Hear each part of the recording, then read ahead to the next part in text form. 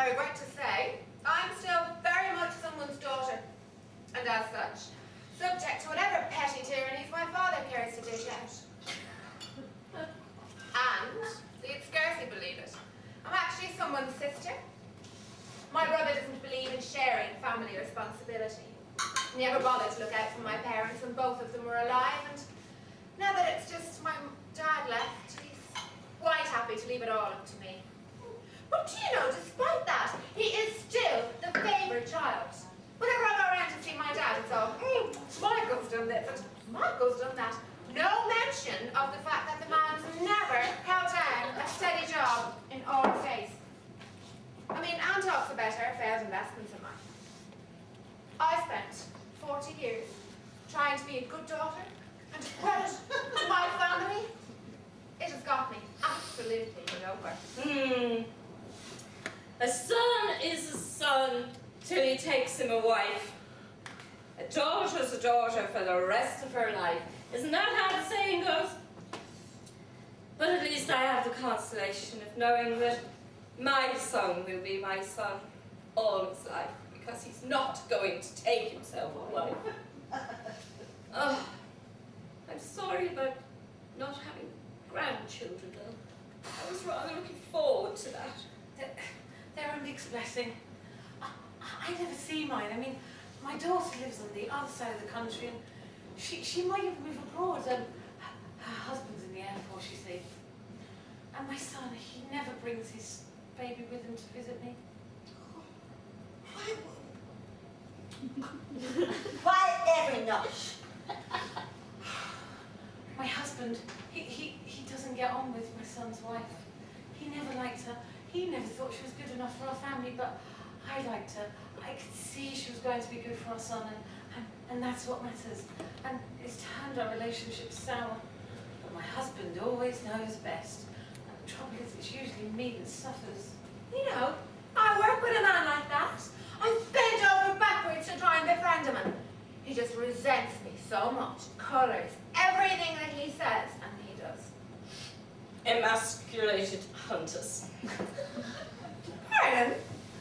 That's what they all are. Emasculated hunters.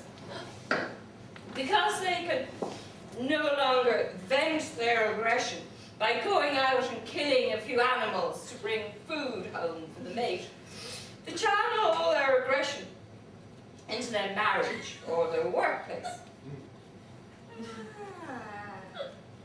You see, that's the way they are. You'd have to feel sorry for them, really.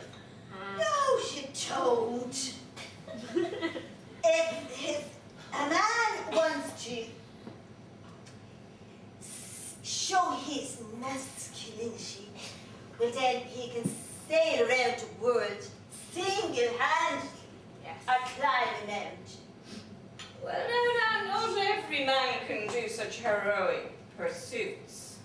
What most men do to bolster the middle-age ego is to trade in the partner of a lifetime and get a younger model.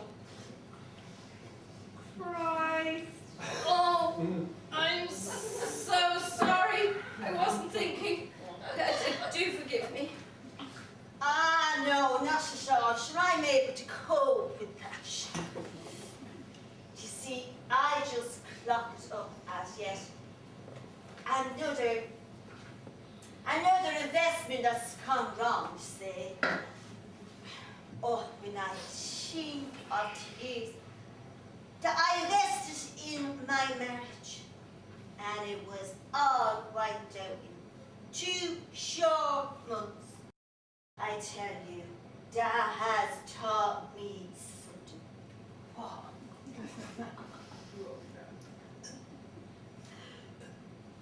Don't let the boogers grind you down. Well, what you should have learned from that. Ah, here we go. Yeah? Ah, here we go. The expert is about to give her valued opinions.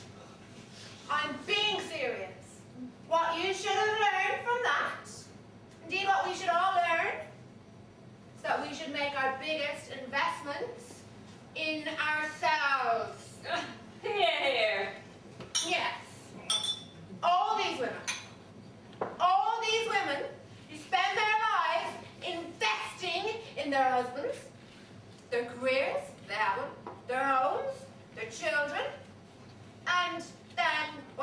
the end of it. Husband's gone, career's over. He may have done a bunk with some young one or got married. Or died. And, on the house, what have you got at the end of it all? Just a self-pitying shell with nothing left because she's devoted all she had to something bloody else. Well, the time has come. The time has come for us to invest in ourselves and stop this persecution. Yeah, but why do they persecute us? I mean, us. I've tried to get to the bottom of it with my husband. Does he have a nice one? I mean, a passion. Does he have a nice passion? Damn it. Does he? Let her finish. You were saying? Well, what I mean to say is, I can't think what it was that he became so bad-tempered and when he changed from the love of my life to the cankerous old sod he is today. But I suppose it was gradual. 47.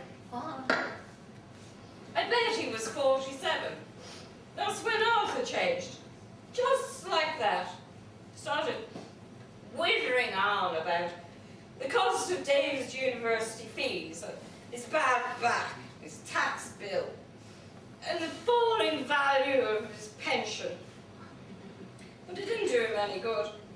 So he dropped dead before he could get his pension. And it was just as well, really, because his pension cheque was pitifully small. You see, that's the real trouble, you see. The older and older that men get, the more and more that they think that they are right and us women are wrong. They make you, me, all seem as if we're wrong. I think it's hormones. Well, come to think of it, my marriage did start to go down the tubes as my PMT got worse. Excuse me?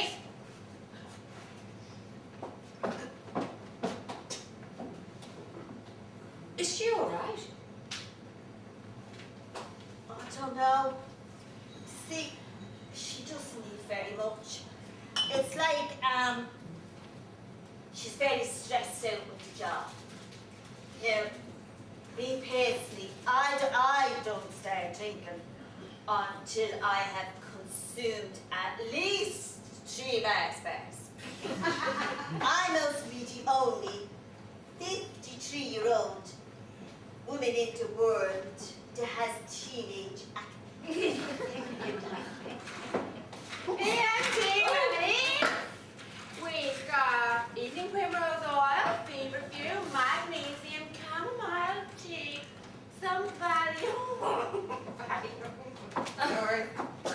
Well, it's all a bit too late for me, dear. I don't get PMT anymore. That's okay. You can use some umbrella things. You've right off the top of an evening primrose oil capsule. It makes a wonderful face mask. See? Oh, Look. It's chamomile tea. Which makes an excellent Oh, it's very refreshing and I can suck it afterwards.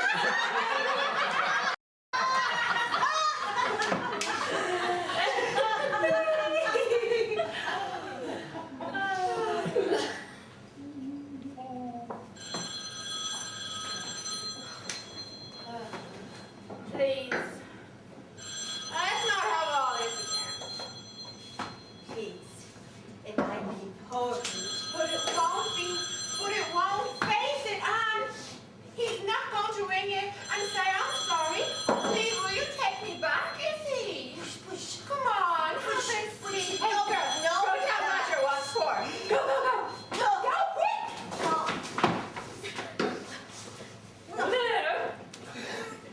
hello. Who's speaking? Oh, Roger. No, yes, I'm Margaret. I'm a friend of Alice. No, she's not here. What? No, she's out with a man. Yeah. No, I don't know his name. But I tell you this, the one thing I do know is, by all accounts, he's a much better lover than you